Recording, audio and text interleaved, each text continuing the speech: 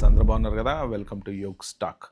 రీసెంట్గా నేను పెట్టినటువంటి స్టూడెంట్స్ రిలేటెడ్ ఒక అదే వీడియో పెట్టాను యూట్యూబ్లో. దానికి నాకు ఒక కామెంట్ పెట్టారు ఎవరో ఒక స్టూడెంట్ అనమాట. ఏంటి అంటే student in the sense OPT మీద ఉన్న అతను. వాళ్ళకి తెలిసిన రూమ్మేటో ఫ్రెండో వాట్ ఎవర్ ఇట్ ఈస్ ఎక్స్‌వై/జెడ్. ఎందుకంటే మనం ఇన్ఫర్మేషన్ అనేది అథెంటిక్‌గా ప్రూవ్ చేయనప్పుడు మనం చెప్పకూడదు. బట్ జరిగిందేంటో చెప్తా నేను. ఏంటంటే ఈ ఎవరైతే ఏజెంట్ ద్వారా ఒక కంపెనీలో పనిచేస్తున్నారో, ఆ కంపెనీ వాళ్ళకి ఈమె గ్రీన్ కార్డ్ అని చెప్పారంట. అంటే ఈ కన్సల్టెన్సీ వాళ్ళు, ఇగో నా దగ్గర ఒక గ్రీన్ కార్డ్ హోల్డర్ ఉంది, పనిచేస్తది, 5 సంవత్సరాలు, 10 సంవత్సరాల ఎక్స్‌పీరియన్స్ ఉంది అని చెప్తే, వాళ్ళు ఓకే. జాబ్ ఇచ్చారు. ఓకే. కాంట్రాక్ట్ బేసిస్ జాబ్సే, సి2సిఏగా తెలిసిందే ఉంది. అలాగా వాళ్ళ దృష్టిలోనేమో ఈమె గ్రీన్ కార్డ్ సార్. కానీ ఈమెకు మాత్రం ఉన్నది ఓపీటీ. సో, అలాగా చెప్పి చేస్తున్నారు జాబులు. అది కరెక్ట్ కాదు గదా అని జెప్పి అతనన్నాడనమాట. ఇలాగా ఇంతకుముందు గూడా ఇద్దరు, ముగ్గురు మెసేజ్‌లు పెట్టారు. ఏది నాకు జాబుందా, H1 రాలేదు, జాబ్ లేనోళ్ళకి పిక్ అయితున్నాయి కన్సల్టెన్సీ ద్వారా అని. తర్వాత ఇంకొకతనేమో ఏంటంటే 10 ఇయర్స్ ఎక్స్‌పీరియన్స్ అని పెట్టాడంట. మాస్టర్స్ అమెరికా వచ్చి 2 ఇయర్స్ కూడా కాలేదు. 10 ఇయర్స్ ఎక్స్‌పీరియన్స్. ఏంటంటే ఇవన్నీ వీళ్ళు ఏజెంట్లు గైడ్ చేస్తున్నారు జాబులు రావటం కోసం అని జెప్పేసి. వీళ్ళకేం గావాలి? జాబ్ గావాలి.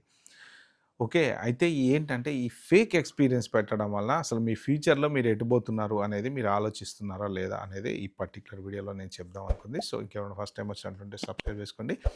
నా వీడియోలు నచ్చితే లైక్ చేయండి, షేర్ చేయండి. ఇంకా ఫస్ట్ చెప్పిన టాపిక్ చూస్తే గనక మీరు మీ ఇన్ఫర్మేషన్‌ని మిస్‌రిప్రజెంటేషన్ చేస్తున్నారు. ఓకే. మీరు లాంగ్ రన్ ఆలోచించట్లేదు. షార్ట్ కట్టే ఆలోచిస్తున్నారు. ఎలా అంటే ఇప్పుడు మీకు జాబ్ కావాలి. జాబ్ కావాలంటే మీరు ఎవరో ఈ స్టాఫింగ్ కంపెనీస్ ఏవో ఉంటాయి కదా! వాళ్ళు ఏం చెప్తారంటే నేను ఇప్పిచ్చేస్తా అంటారు. అవతల పక్క వాళ్ళ క్లయింట్ తోటి ఏం మాట్లాడుతున్నారో మీ గురించి వాళ్ళకి ఏం చెప్తున్నారో మీకు తెలుసో లేదో తెలీదు. ఒకవేళ తెలిసినా గానీ ఏం కాదులే మనకు జాబ్ ఇంపార్టెంట్ కదా అని చెప్పి మీరు జాబ్‌లో జాయిన్ అయితున్నారు.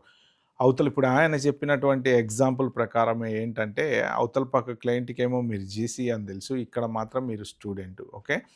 మాస్టర్స్ అయిపోయి కరెక్ట్‌గా 2 ఏళ్ళు కాలే, 3 ఏళ్ళు కాలే, 10 సంవత్సరాలు, 12 సంవత్సరాలు ఎక్స్‌పీరియన్స్ పెట్టి ఎళ్తున్నారు. అంటే ఏంటంటే all this comes under misrepresentation అనేది ఇప్పుడు చాలా పెద్ద సీరియస్ థింగ్ అమెరికాలో. ఆర్ఎఫ్ఈలు పడ్డానికి కారణం, స్టెమ్ ఓపీటీలు డినైల్ అవ్వడానికి కారణము, ఓపీటీలు రిజెక్ట్ అవ్వడానికి కారణము, I-485 గ్రీన్ కార్డ్ ఇన్ని సంవత్సరాలు అమెరికాలో ఉన్న తర్వాత గ్రీన్ కార్డ్ అప్లికేషన్ రిజెక్ట్ అవ్వడానికి కారణము ఏంటి అంటే మిస్‌రిప్రజెంటేషన్.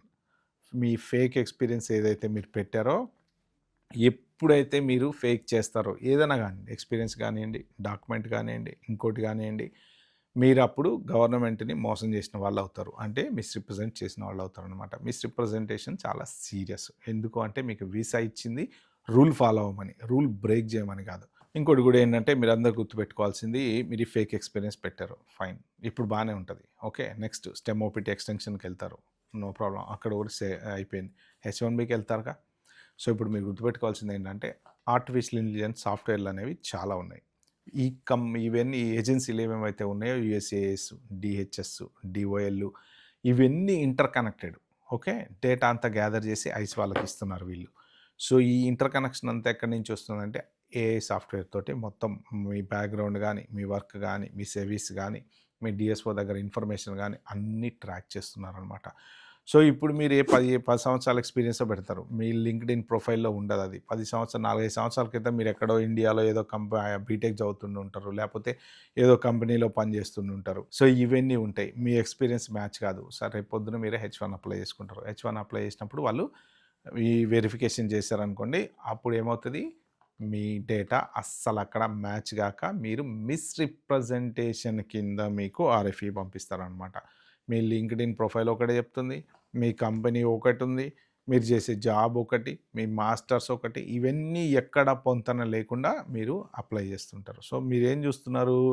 జాబ్ ఉంది ఇప్పుడు. మా ఏజెంట్ చెప్పాడు. ఆ ఏజెంట్ ఏం మాట్లాడుకున్నారో తెలీదు. గ్రీన్ కార్డ్ అని చెప్పాడు.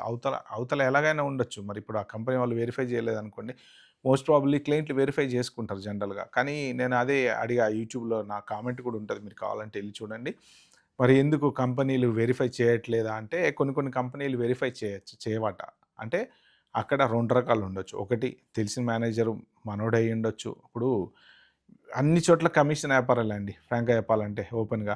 ఆ మేనేజర్ ఎవరైతే ఉంటారో అతని ఏజెంట్ దగ్గర నుంచి కమిషన్ తీసుకుంటూ ఉండొచ్చు. మేనేజ్ చేస్తారు. ఎప్పుడు కరెక్ట్‌గా దొరికే వరకు ఓకే. దొరికితే అప్పుడు బయటపడతది. అప్పటి వరకు ఎట్లా ఒట్లా మేనేజ్ చేస్తారు.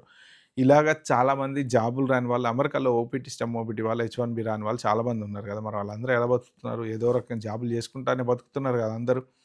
డే 1 సీపీటీ తీసుకొని జాబులు చేసుకుంటానే బతుకుతున్నారు కదా!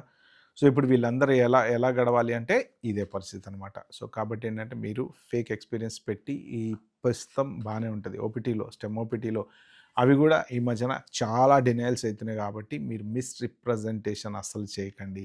ఫేక్ ఎక్స్‌పీరియన్స్ అసలు పెట్టకండి. మీ టాక్స్ రికార్డ్ దగ్గర నుంచి మొత్తం అన్నీ చెక్ చేస్తున్నారు. మీరు గ్రీన్ కార్డ్ ఇంటర్వ్యూకెళ్ళిన వాళ్ళు చాలామంది లాస్ట్ 15 ఇయర్స్ డేటా మీరు ఓపెన్‌గా చూసుకోండి కావాలంటే. గూగుల్‌లోకెళ్ళి ఎతుక్కోండి. మీకు అటానీ వెబ్‌సైట్‌లలో వాళ్ళు పెడతారు గదా! ఇన్ఫర్మేషన్‌లు అవి గూడా చదువుకోవచ్చు కావాలంటే. నేను అవన్నీ చూసి చదివా గాబట్టే నేను ఇంత ఇన్ఫర్మేషన్ ఇయ్యగలుగుతున్నా మీకు. లాస్ట్ 15 ఇయర్స్ డేటా చూస్తున్నారు వాళ్ళు. లాస్ట్ 15 ఇయర్స్‌లో ఎప్పుడైనా సార్ ఒక్కసారి మీరు డే 1 సీపీటీకెళ్లారంటే గూడా మీ I-485 రిజెక్ట్ అవుతుంది. అంటే వాళ్ళు ఎలా చూస్తున్నారంటే, నీకు ఎందుకివ్వాలి జాబ్ అమెరికాలో? నువ్వు ఏం స్పెషల్ అని ఇవ్వాలి అనేది చూస్తున్నారు. అన్‌లెస్ అంటిల్ మీరు పర్ఫెక్ట్‌గా మీరు యూనిక్ అని ప్రూవ్ చేసుకోకపోతే ఇప్పుడున్న పరిస్థితుల్లో వీసాలు రావడం గానీ, గ్రీన్ కార్డ్‌లు రావడం గానీ, హెచ్-1లు రావడం గానీ చాలా కష్టం. ఎలాంగ్ విత్ దట్ మీరు ఈ ఫేక్ ఎక్స్‌పీరియన్స్ పెట్టుకొని ఎళ్లారనుకోండి, రేపు పొద్దున ఆ క్లయింట్ గనక ఎక్కడైనా ఏదైనా వెరిఫికేషన్‌కొచ్చినప్పుడు ఇప్పుడు మీరు గ్రీన్ కార్డ్ అని చెప్పి ఆ క్లయింట్‌కి చెప్తారు గదా! మీ కన్సల్టెంట్ చెప్తాడు గదా! ఏదైనా ఆర్ఎఫ్ఈనో ఏదో వచ్చినప్పుడు ఆ కంపెనీ వాళ్ళనో, దేన్నో అడిగారనుకోండి ఏ క్లయింట్‌నో ఇతను గ్రీన్ కార్డ్ హోల్డర్ అని చెప్పి కంపెనీ వాళ్ళు చెప్పారనుకోండి, అప్పుడొస్తది మీకు ప్రాబ్లమ్ అనేది. సో, ఆల్వేస్ జాగ్రత్తగుండండి మీరు. ఎందుకంటే, మీరు ఒక్కసారి ఒక గ్రీన్ కార్డ్ హోల్డర్‌ని 10 ఇయర్స్ ఎక్స్‌పీరియన్స్ ఉంది అని సిస్టమ్‌లో పెట్టిన తర్వాత దాన్ని వీళ్ళు మళ్ళీ మాడిఫై చేసుకుంటే మళ్ళీ మిస్‌రిప్రజెంటేషనే అవుతదనమాట. ఏదైనా సరే చీటింగ్ చేయకుండా జెన్యూన్ ఎక్స్‌పీరియన్స్ పెట్టుకోండి. ఇంకొకటేంటంటే ఫేక్ గ్రీన్ కార్డ్స్ అని పెట్టకండి. నేను గ్రీన్ కార్డ్ హోల్డర్‌ని అని పెట్టి జాబ్ అప్లై చేయకండి. లాంగ్ రన్‌లో మీరు సర్వైవ్ కాలేరు. మీ వీసాలు డినైల్ అవుతాయి. ఇప్పుడు చాలా ఆర్ఎఫ్ఈలొస్తున్నాయి. అలాంటి సిట్యుయేషన్ రాకుండా జాగ్రత్తగా ఉండాలి అంటే జెన్యూన్ ఎక్స్‌పీరియన్స్ తోటి జీతం తక్కువైనా పర్లేదు. జెన్యూన్‌గానే జాబ్ చేసుకోండి. మంచి జాబ్ ఎతుక్కోండి తప్ప ఈ ఏదో డబ్బులొస్తాయి మనకి అని జెప్పేసి వీళ్ళని, వాళ్ళని నమ్మేసి ఇలా రాంగ్ ఎక్స్‌పీరియన్స్‌లు మాత్రం పెట్టొద్దు. Okay friends. ఇది పర్టిక్యులర్ వీడియోలో నేను చెప్దాం అనుకుంది. వీడియో మీకు నచ్చినట్టుంటే ప్లీజ్ అండి like, share, subscribe my channel. Thank you. By by. Have a good day.